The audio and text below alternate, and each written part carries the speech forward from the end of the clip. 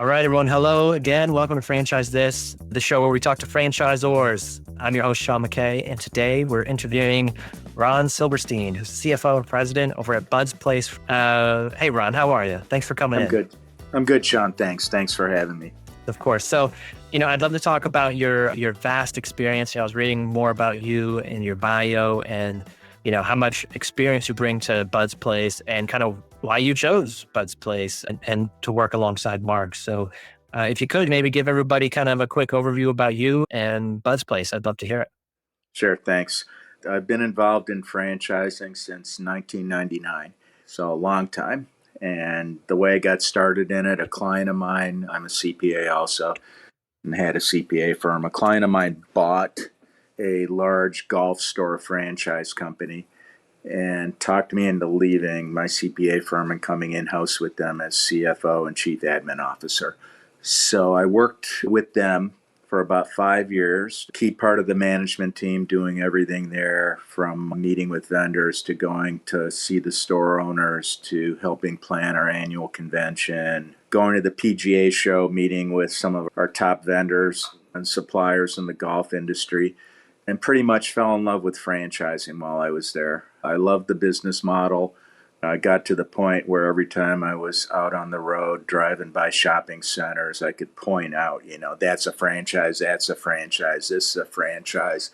A lot of people that loved franchising, that got a chance to be business owners, a chance that they may not have had without buying a franchise, and just fell in love with the model, saw how important franchising was to the U.S. economy and, in fact, to the global economy, and have stayed in it, since 1999, whether working with franchisees as clients, whether working with franchisors as clients. And then about 6 years ago, a friend of mine, Mark Cohen, gave me a call to tell me about this idea he had for a new business, which was consumption lounges, cannabis consumption lounges. And I was intrigued by the idea, started researching, the hospitality industry. There weren't any consumption lounges, any licensed legal consumption lounges back at that time. And yet there were over 60,000 bars and nightclubs in the U.S. So I saw a lot of similarities to cannabis and alcohol, but both having big social aspects to them, and basically saw a need for consumption lounges. Went out to Vegas. Mark was in Vegas at that time, lived in Vegas. Went out to meet with him to find out more about what his idea was and what his vision was for consumption lounges, and liked what he had to say. Liked the idea, saw a big need for them, and then it was, okay, cannabis is federally illegal. Can something like that be franchised? 'Cause as somebody who loves franchising, it's almost every time I see or hear of a new business model, it's, can it be franchised? Not only to, in my mind, franchising gives you an opportunity to build a big brand, become a national or international brand and force in the industry without needing as much capital as what you would need if you were opening up all company owned lounges. So when I got back from Vegas, I talked to some franchise attorneys that I knew to find out if something like that could be franchised. Found out that it could. Talked with some insurance agents, brokers, Yeah. to find out, if insurance would be available for consumption lounges. Found out that it was, maybe not through normal sources at that time, but there was insurance available. And then we started putting the model together, both for, to have a company-owned lounge, to start franchising them, because with franchising, there's a lot of rules and regulations. It's kind of governed for the most part by the FTC, Federal Trade Commission. Right. Certain documents you've got to put together, may or may not need audited financial statements, but there's a lot of information that has to be put together on the business model and everybody's responsibilities, from the franchisees to the franchisors. before you can even talk to anybody about buying a franchise. So we started getting everything together, and really, in the back of our mind, it was we need to put a model together that can be very profitable, because that's extremely important in the franchising world, that the franchisees be able to make money. And that helps you sell franchises, that helps you keep everybody happy, that helps you create wealth for your franchisees, create jobs in the communities. There were a lot of things involved, and it was all about putting together a model that will attract customers, where people will want to come to a Bud's place, spend some time, spend some money, hang out, have fun, do whatever they want to do, and put a model together that can be better than anybody else out there, and put a team together that can oversee all that to ensure our success as franchisor, and to help ensure franchisee success once they get involved with us. That's a awesome start. I should know better than to ask a someone with so much experience for their life story and not expect a quick answer. So thank you. I think one of the basics, I want taking you back to your beginnings in the 90s. When you were telling that story, I was thinking, man, you were a hands-on CPA. I don't think I've ever heard of a CPA or financial guide, period, coming to the events, being hands-on like that. Like, it sounds like you have always been more of an operator almost in a way. Yeah, well, we had at that time at Pro Golf, we had about 150 or so franchisees doing a couple hundred million in system-wide sales. We were Wow. a dominant force in the golf industry. Keeping in mind 1999 was kind of when the internet was getting started. So there weren't a lot of golf websites yet on the internet. We had very few big box competitors in golf. Dick's Sporting Goods was around then, so they were a big sporting goods store with a golf department, but they had big budgets for advertising and things like that.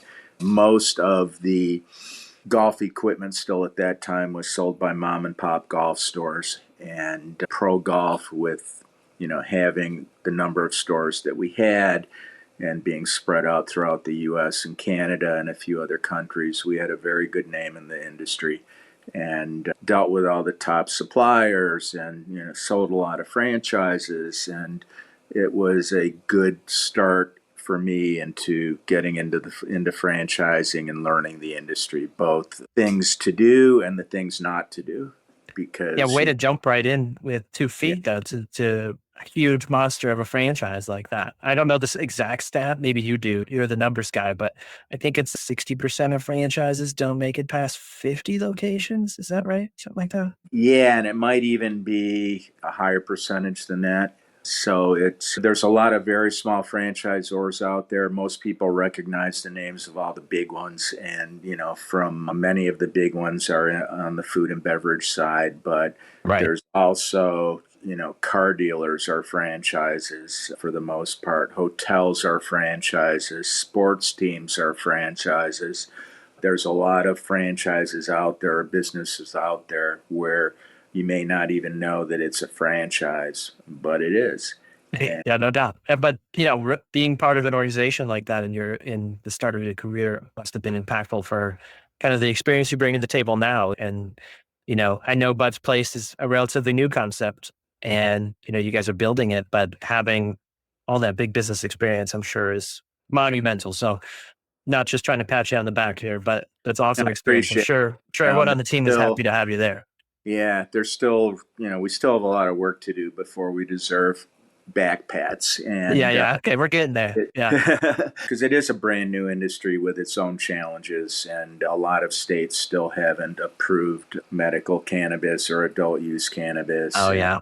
after they get those done, then they start looking at lounges, because what happens is, once a state, especially once they have adult use cannabis, is while people can smoke at home, oftentimes they smoke while they're walking around or in a park or in front of their hotel. If they're traveling, they can't smoke in hotel rooms, can't smoke in their apartment without facing the potential of being evicted. And so they need lounges, they need a place to smoke. And it's still, it's kind of like, restaurants. People go to restaurants all the time, go to bars all the time. Yes. Yeah. With cannabis, people now will start their day off using cannabis and work all day. Cannabis is medicine for a lot of people. It's becoming more and more accepted everywhere, but it's still federally illegal. So the rules in the states that allow consumption lounges, the rules are different everywhere. So that's one of the challenges, is figuring out, learning what the rules are in that state or that city to figure out if our model would work there. That makes the systemization of the franchise, I'm sure, uniquely challenging because it's different everywhere. Yeah, and so it does. It also provides some barriers to entry. We really right now, in our mind, have no competition out there. There are some lounges out there that have opened recently that are better lounges than the ones that had opened up initially, where it was some, for the most part, dispensaries opening a lounge either inside or attached to it. But their idea of a lounge, they were really little smoking rooms. No food and beverage, nothing to do, no entertainment. It was kind of a, buy a joint from us in our dispensary and then you go sit down in the lounge for 20 minutes and smoke and then see you later. So they were using the smoking rooms to help them sell more cannabis. We're far more focused on the hospitality side, on having entertainment, on having multiple revenue streams, on having work areas inside of the lounge, play areas, different things that different people can do, because cannabis users all use it for different reasons to do different things. And so it's kind of a, put a concept together where figure out who our core customers are going to be so that we can put a model together where the customers that we want to have in our lounges want to be in our lounges and come visit and hang out and spend money and have fun. It's really, our tagline is HQF, high quality fun. And that's really what we're all about. You can come and work, you can come and hang out with your friends, you can watch a game, you can, listen to whatever entertainment we have going on that day or participate, whether it's a comedy show or karaoke or different things. But we've still got to get our first one open and show everybody that our model will work, and go from there and help really get this whole industry launched in the right way and be a good corporate citizen, good franchisor, do things in a responsible manner, and be a Right. place customers want to come and hang out. Can you tell or share with us where the first one will be and when you plan to open? Yeah, and that's a great question. So we've been looking at some different areas and have been working on finding an investor partner to help us fund the first one. But we're in a position right now really where we know we've got to get one open. So we're looking to do it on our own, but would still welcome an investor. We've been looking in Michigan, which is the number one or number two state in the U.S. right now for legal cannabis sales. The rules for consumption lounges in Michigan are very favorable for us. There's other states that would be good also. California would be good, and as well as other states, New Jersey, New York, once they finalize their rules. But because I'm based in Michigan and I would be investing in this lounge along with some friends, we've been looking at some place in Michigan, suburban Be nice Detroit. to have it in your backyard. Yeah, I get that. Yeah, we want to be able to keep an eye on it. We'd like to Of have it be course. a flagship store. If we're investing in it, if we're helping fund it, we want it to be not too far away. So, suburban Detroit and Ann Arbor right now are areas that we've been looking at. Ann Arbor, Michigan is very cannabis friendly. They've got a bunch of dispensaries. The city council has said that they'd be okay with up to 28 consumption lounges in the city, and they don't have any right now. So we think that would be a great That would area be to be. great.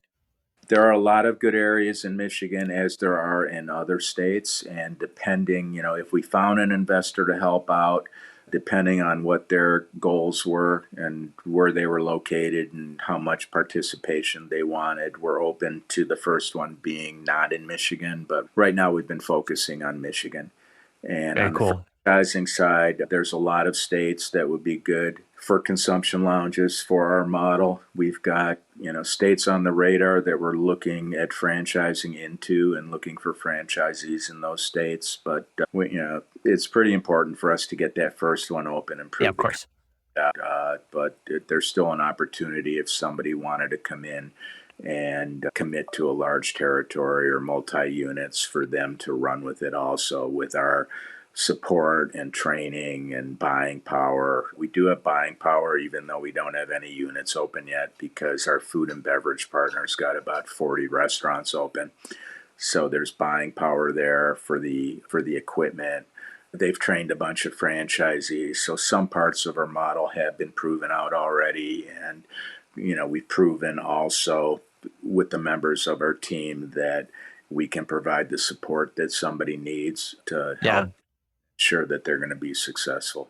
that's awesome. I know for sure that this is going to be one of those where when the store opens, people are going to inquire about it just from walking in. I think your source of leads for franchisees probably be largely those in-person inquiries and people who were customers or who stopped by and saw it or heard about it on the news or something like that.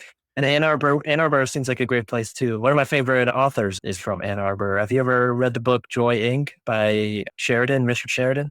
I've heard of it. I haven't read it yet. He's from up there. He talks about how to build a happy workplace, how to make Okay. people not hate working for you. So it's a good Nice. book. Yeah. And the thing about, potential franchisees coming from customers or people that have been inside, that's also one of the attractive things about Ann Arbor, or any major city that has a lot of visitors to it all the time. Michigan opens their football season this Saturday against New Mexico. They're going to have 111,000 people there from all over the place coming to the game. And some of them would have wanted to go into a Bud's place or consumption lounge before the game or after the game or while they were there that weekend. And, we think if we're in the right place, get a good location, which is important for any kind of business, to let people see it, especially people who are traveling from other places. That could be a real good source of potential franchisees. Yeah, no doubt. I can imagine in the future too, it being like a stall at the stadium or at stadiums across the country. Instead of the cheeseburger joint, you got you got the lounge, and I think that would be really cool. I could see Yeah, that, couches and the whole thing. yeah, So and as cannabis, and especially if it gets legalized federally, that would be more likely to happen in the near future. But right now, what we're seeing are some concert venues as well as right, other places being sponsored by cannabis companies, things like that. Down the road, we believe that like what you said, arenas and stadiums, either to be inside with a lounge or nearby a stadium with a lounge, would be very good for business. One area we've been looking at in Michigan is about 10 minutes away from a large outdoor concert venue. oh So, yeah, we've been looking at that location to open a Bud's place that'd be because awesome. I think we could cross market with the concert venue and its patrons, for before concert, after concert, things like that. That's awesome. Yeah, you got to get one in Vegas one day at the Sphere. We're right next to it.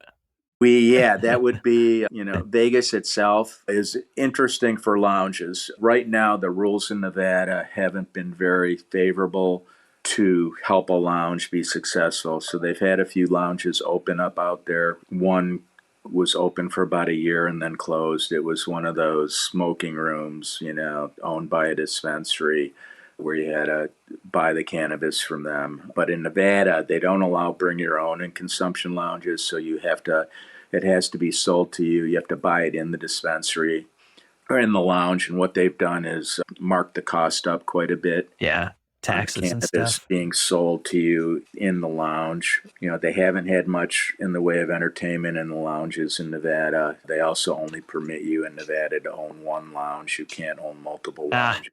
that sounds But like New York.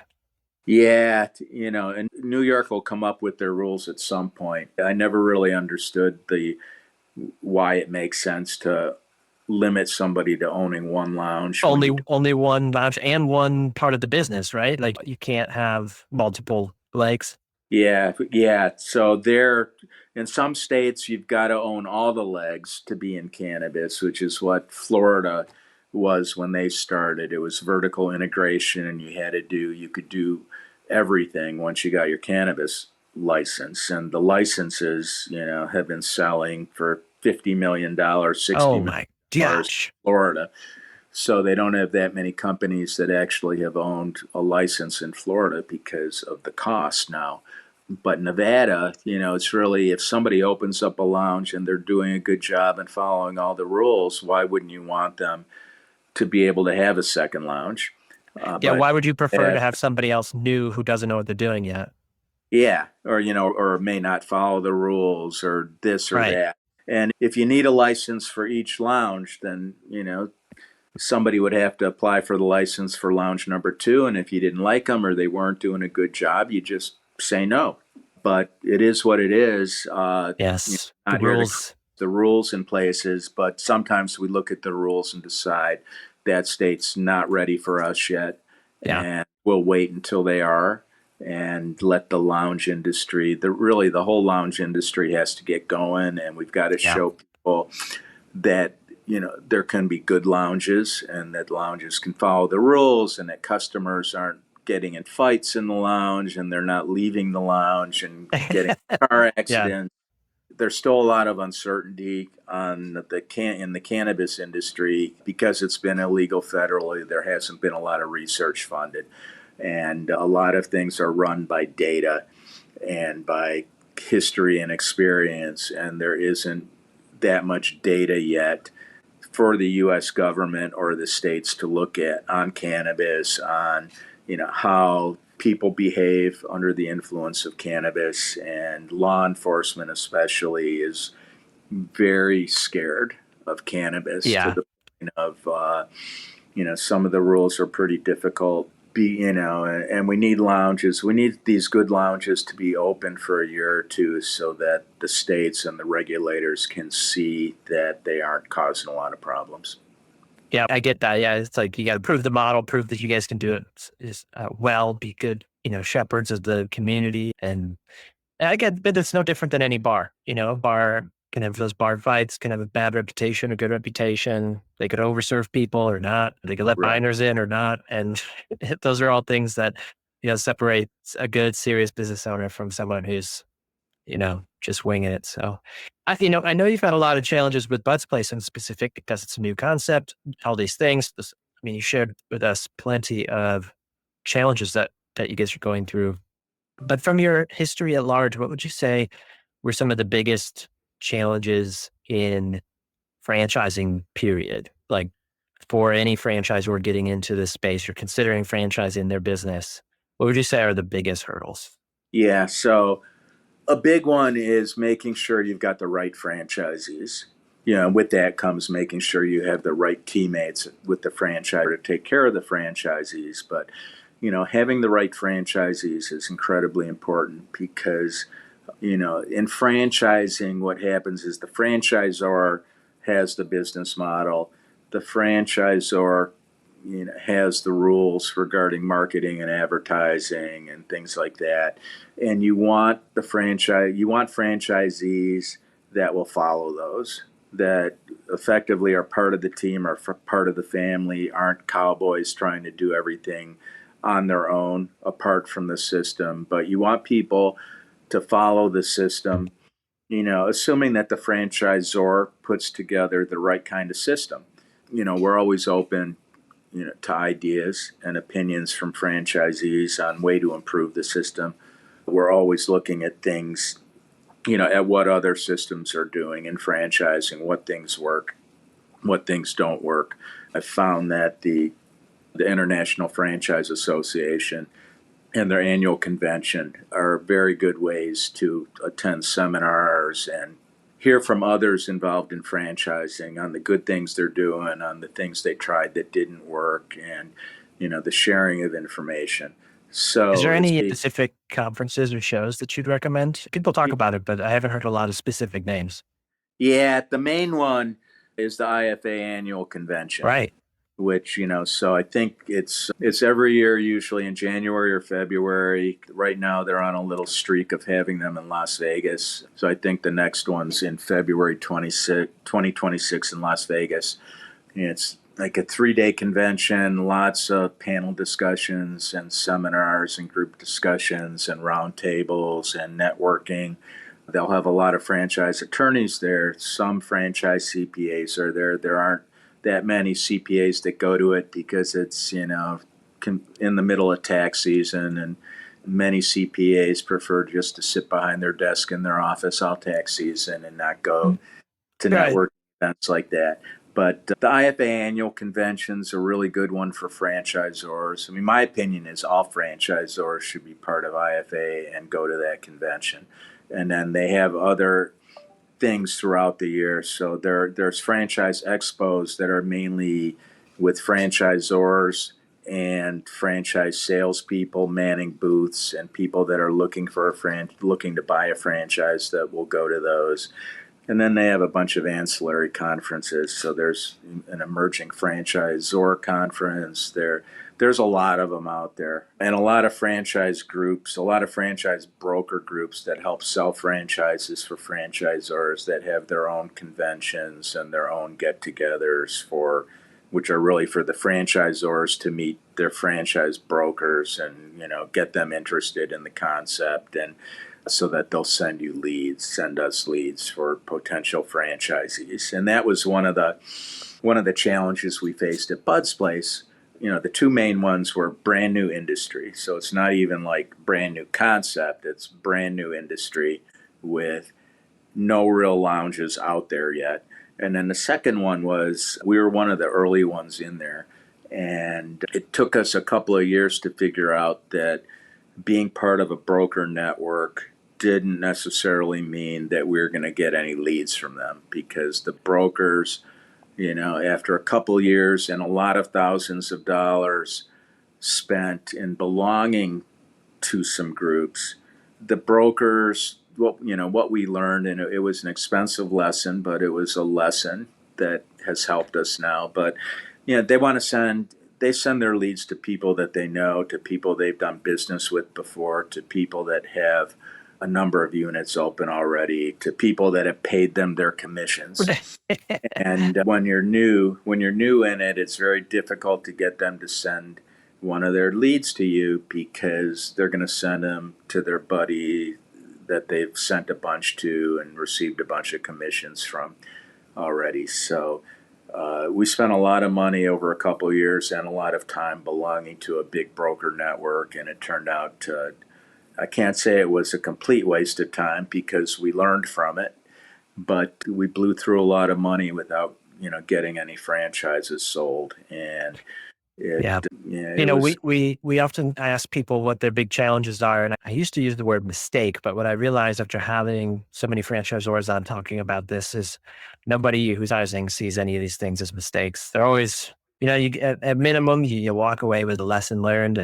And I think that's what this show's all about too, to share those lessons. So I appreciate that. Yeah. I think, I have heard some people have some success with the broker networks, and I'm not pro or against them, but I think, like you said, it really depends on, who like anything. It's really networking in a way. And then, yeah, it's got to be a lot tougher when you don't have the proven model, the proven concept, your own location open. And even, again, the whole challenge of it being a new industry. So, yeah, right.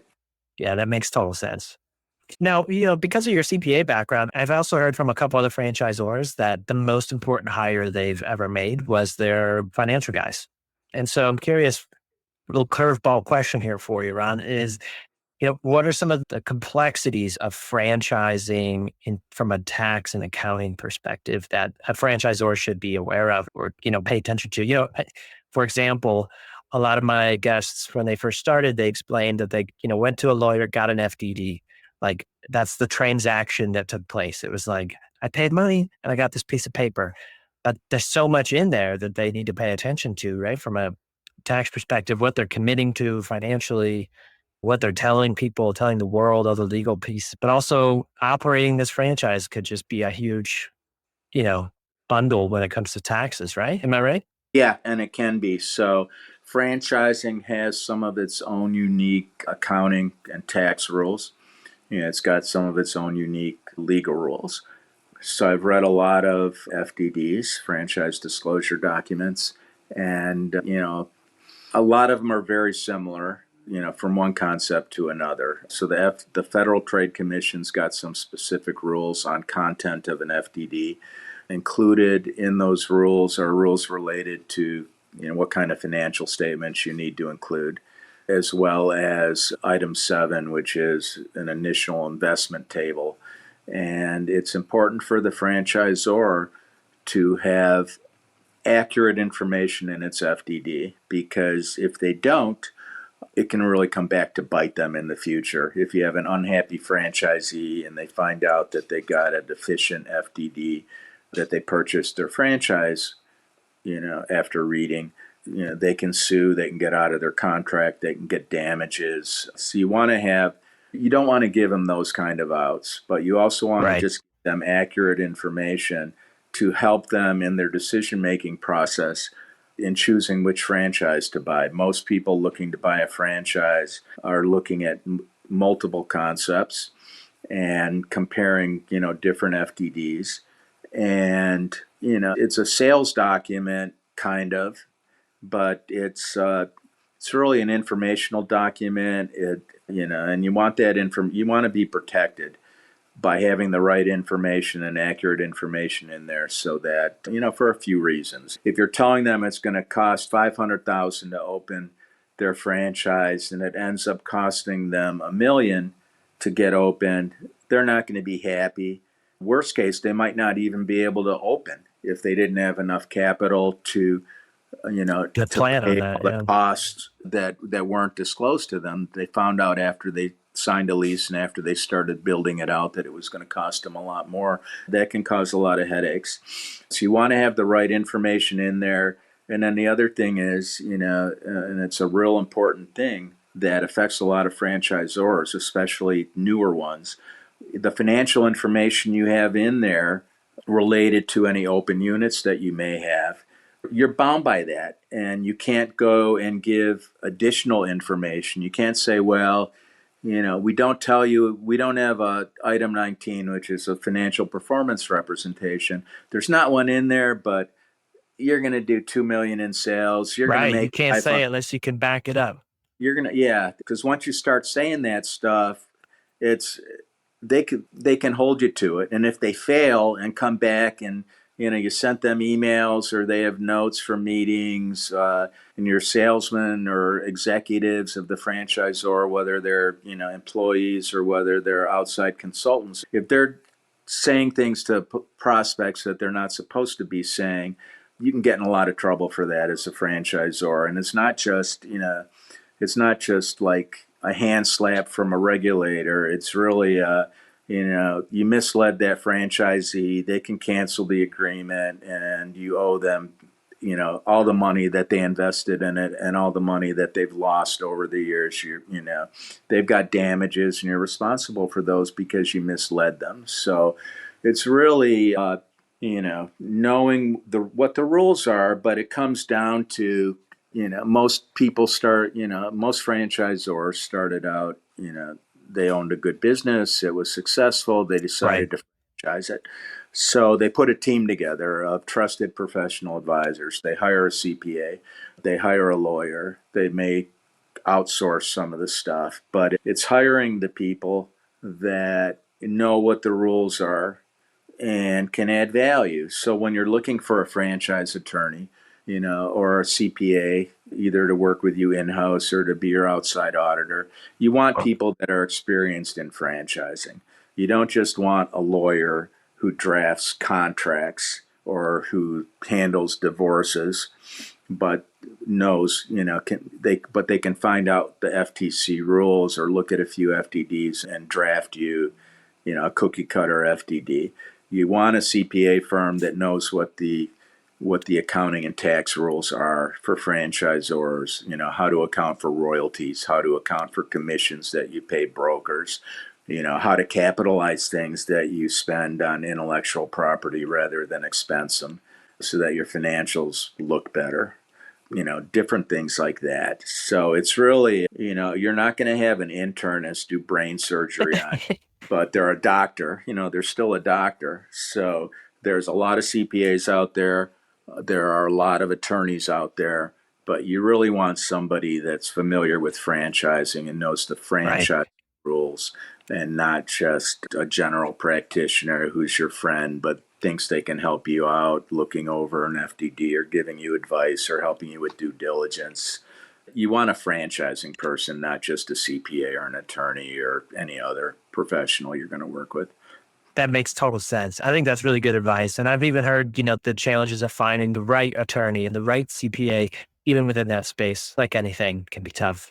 I think it's good to keep in mind. I also, from reading some item 19s myself, I think it's funny when you see some of these other metrics, you'll see marketing slick stuff like revenue per square foot or something like that. What are your thoughts on that sort of Yeah, content?